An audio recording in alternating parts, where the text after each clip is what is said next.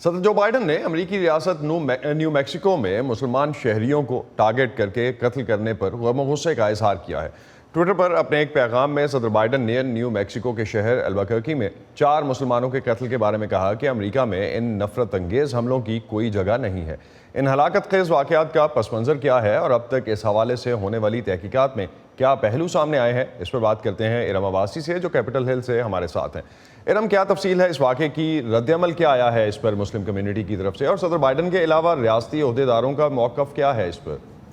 جی اسد، اس واقعے کی ابھی تو تحقیقات جو ہیں وہ اپنے ابتدائی مرحلے میں ہیں، لیکن نیو میکسیکو کی پولیس نے ایک مشتبہ گاڑی کے لیے عوام سے مدد مانگی ہے کہ اس بارے میں تفصیلات دی جائیں۔ پولیس کو شک ہے کہ یہ گاڑی جو ہے ان ہلاکتوں میں ملوث ہو سکتی ہے، اور پولیس جو پہلی ہلاکت اسد ہوئی تھی وہ نومبر میں ہوئی تھی۔ ایک مسلمان انسان کو جو ہے سپر مارکیٹ میں ہلاک کر دیا گیا، اور پھر اسلامک سینٹر نیو میکسیکو کے طارق گوبا نے پولیس کو بتایا ہے کہ یہ تازہ کلنگ جو ہوئی ہے، ٹارگٹ کلنگ ہوئی ہے، یہ تب ہوئی جب وہ ان 2 مسلمانوں کی ہلاکت جو کہ ان سے چند ہفتہ پہلے ہوئی تھی، ان کے نماز جنازہ سے واپس آ رہے تھے، تو تب انہیں اطلاع ملی کہ ایک اور مسلمان کو جو ہے وہ قتل کر دیا گیا ہے۔ اور جیسا کہ آپ نے بات کی کہ عہدیداروں نے کیا کہا ہے، تو میئر ٹم کیلر نیو میکسیکو کے، انہوں نے کہا ہے کہ پولیس کام کر رہی ہے کہ جو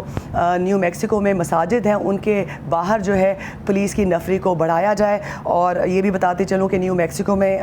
تقریباً اس شہر میں لگ بھگ 5000 کے قریب مسلمان رہتے ہیں، جبکہ جو گورنر ہیں، گورنر مشیل لوجان نے کہا ہے کہ یہ مسلمانوں کی ٹارگٹ کلنگ ہے اور یہ برداشت نہیں کی جائے گی۔ اور مسلمانوں کے ریئیکشن کے حوالے سے آپ کو بتاؤں کہ Islamic centre of new Mexico نے مسلمانوں کو ترغیب کی ہے کہ وہ جب گھر سے باہر نکلیں تو اپنے ارد گرد جو ہے وہ کیئرفل رہیں، رات کو وہ کوشش کریں کہ وہ اکیلے باہر نہ نکلیں، اور ان کا ادارے کا یہ کہنا ہے کہ مسلمان کمیونٹی میں وہاں پر اس وقت خوف و ہراس پایا جاتا ہے۔ بہت شکریہ ارم عباسی، آپ ہمیں اس حوالے سے بتا رہی تھیں البکرکی میں جو شوٹنگ ہوئی۔